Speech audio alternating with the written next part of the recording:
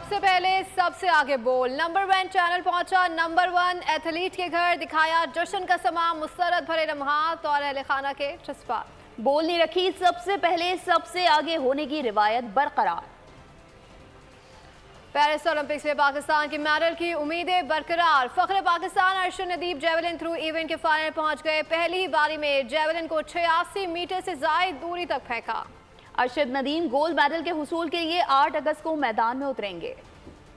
अर्शद नदीम ने फिर कर दिखाया। जेवलिन थ्रो फाइनल में धमाकेदार एंट्री। पेरिस ओलंपिक्स में सीजन की बेस्ट थ्रो की। क्वालिफिकेशन राउंड में 32 एथलीट्स एक्शन में थे। फाइनल में बराह रास्त एंट्री के लिए 84 मीटर्स की थ्रो करना थी। अर्शद नदीम का पहला ही वार कारगर रहा। जेवलिन को 86.59 मीटर दूर फेंका। मुसलसल दूसरे ओलंपिक फाइनल के लिए क्वालिफाई कर लिया। क्वालिफिकेशन राउंड में अर्शद नदीम का चौथा नंबर रहा। ओलंपिक चैंपियन भारत के नीरज चोपड़ा नंबर 1 रहे। 89.34 मीटर्स की थ्रो की। मेडल राउंड जुमेरात को होगा। 12 एथलीट्स के दरमियान गोल्ड मेडल की जंग होगी। अर्शद नदीम अब फाइनल में अपना हुनर दिखाएंगे।